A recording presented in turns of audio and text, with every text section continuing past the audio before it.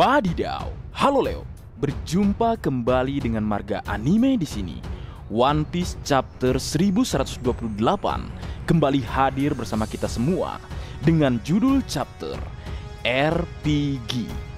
Baik, tanpa berlama-lama lagi, mari kita lanjut berlayar. Pada minggu ini, manga One Piece chapter 1128 kembali menghadirkan sebuah color spread atau halaman ganda yang memperlihatkan bajak laut topi jerami sedang barbekyuan dengan naga di atas gunung berapi. Dan sebagian dari mereka berubah menjadi penyihir terbang dengan kucing hitam. Kemudian versi terakhir dari color spread ini memperlihatkan bajak laut topi jerami memakai kostum penyihir seperti seragam Hogwarts atau film Harry Potter. Terbang dengan sapu di langit bersama naga besar. Wadidaw, color spread ganda, permintaan dari dua penggemar One Piece. Menarik. Kemudian cerita One Piece chapter 1128 dimulai di kastil Bigsteen, memperlihatkan Sanji menggendong Nami dan melompat dari kastil bersama Luffy, Zoro, dan Usopp, di mana terlihat seluruh kerajaan terbuat dari potongan Lego dengan pohon Yggdrasil yang besar di tengahnya. Sontak melihat keanehan tersebut, Usopp pun berkata jika tempat ini bukan Elbap karena pakaian prajurit raksasanya berukuran normal.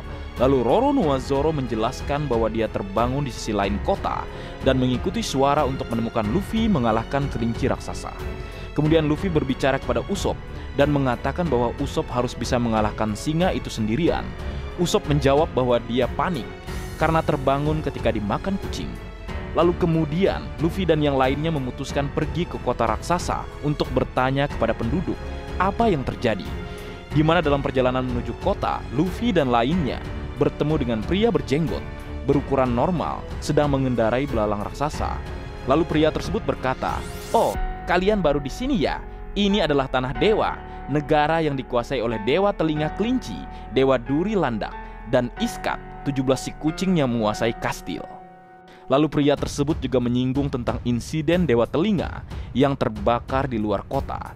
Mendengar hal tersebut, sontak Luffy berkata, "Maaf, itu."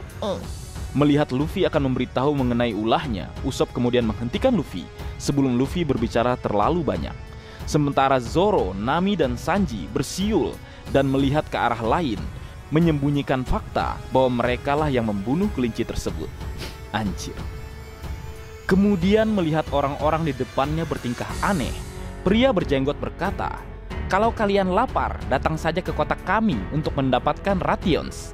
Tapi kalian tidak boleh pergi ke sisi lain kastil, karena di sana ada kuil Dewa Matahari dan dijaga oleh penjaga ganas. Tidak ada yang pernah mendekati kuil dan kembali untuk bercerita." Mendengar cerita pria tersebut, Nami pun ketakutan dan berkata, "Tunggu, jangan bilang begitu, atau dia akan." Wajah Luffy tiba-tiba berubah menjadi Luffy dan bersemangat setelah mendengar kata-kata pria berjenggot dan langsung berlari ke kuil Dewa Matahari.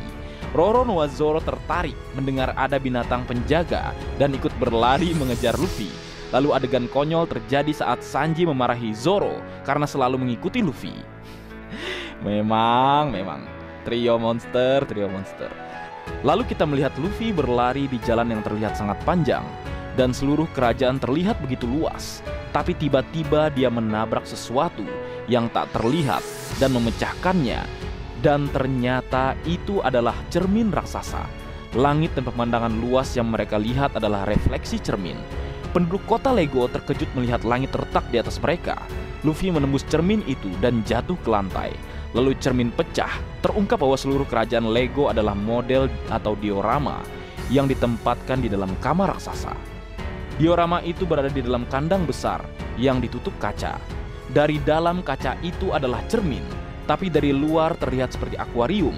Kita bisa melihat bagian dalam dari luar. Kandang itu menempati sebagian besar ruangan, dari atas ke bawah. Dan bagian depan kandang memiliki jeruji besar dengan pintu berukuran untuk raksasa.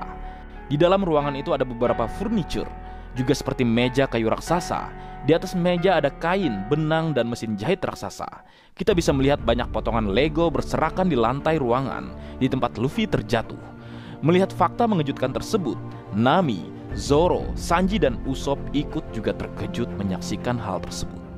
Kemudian Sanji pun berkata, "Kalau ada raksasa yang tinggal di sini, kita seperti hewan peliharaan yang diberikan kandang mewah." Lalu orang misterius berkata, "Hei, suara apa itu? Apakah kalian ada di pihakku? Tolong aku." Lalu kita menyaksikan suara misterius itu adalah Chopper yang terkurung di luar kandang di meja kayu raksasa. Lalu Roronoa Zoro menebas kandang tersebut dan membebaskan Tony Chopper. Kita melihat Chopper menangis sambil memeluk Nami, dan Nami berkata, "Chopper, sekarang semuanya sudah aman." Lalu Usopp dan Zoro memeriksa semua barang di meja. Luffy melakukan hal yang sama di lantai, di mana terlihat Zoro berkata, "Ruangan untuk raksasa, tapi dengan pakaian ukuran manusia. Mungkin seperti mengganti baju boneka ya." Mendengar hal tersebut, Usopp kemudian berkata, "Jadi aku penasaran apakah Dewa Matahari itu orang yang sangat teliti." Lalu Sanji juga berbicara dan mengatakan, "Ya, tanah ini penuh dengan mereka." Kemudian bajak laut topi jerami melihat sekeliling, dan Sanji menganggap ruangan raksasa itu adalah kuil Dewa Matahari. Roronoa Zoro mengatakan orang-orang berkostum yang tinggal di kota diorama seperti hewan peliharaan untuk Dewa Matahari yang mengamatinya melalui kaca. Secara tiba-tiba muncul dua monster raksasa baru di ruangan raksasa. Hilmungandr, ular raksasa, namanya diambil dari ular dunia Jormungandr dalam mitologi Nordik, dan Mugen, gagak raksasa dengan tengkorak di kepalanya, namanya campuran Munin dan Hugin, gagak Odin dalam mitologi Nordik, di mana terlihat Luffy dan yang lainnya bertarung melawan mereka, merusak barang-barang di ruangan dan membuat ruangan terbakar. Ngeri. Kemudian adegan kembali berpindah. Di luar ruangan memperlihatkan Dewa Matahari berjalan di lorong menuju ruangan. Pintu ruangan memiliki simbol Z, di mana terungkap bahwa Dewa Matahari adalah raksasa yang jauh lebih besar dari raksasa normal yang pernah kita lihat, kecuali Oars, dengan tubuh raksasa kurus yang memakai tunik panjang hitam dan tengkorak rusa dengan tanduk besar dan surai yang menutupi wajahnya. Dan Dewa Matahari memiliki tongkat dan perisai dengan simbol matahari. Namun di sini kita belum melihat apakah Dewa Matahari itu pria atau wanita. Wadidaw, penampilan yang sangat menakjubkan. Apakah Dewa Matahari ini hanyalah Pangeran Loki yang sedang menyamar menjadi Dewa Matahari? Karena kita tahu kedatangan bajak laut raksasa di Pulau Egghead beberapa waktu yang lalu adalah untuk menyelamatkan Luffy yang mereka anggap sebagai Dewa Matahari. Jadi tidak mungkin raksasa Elbap mencari Dewa Matahari lain kalau di Elbap telah terdapat Dewa Matahari. Jadi marga anime berpikir ini semua adalah ulah dari Pangeran Loki yang berpura-pura menjadi Dewa Matahari dan mengelabui mereka yang terperangkap. Karena kita tahu dalam mitologi Nordik, Loki dikenal sebagai dewa penipu yang menyebabkan ilusi dan tipu daya. Hal ini yang menguatkan semua yang terjadi. Ini adalah ulah dari Pangeran Loki.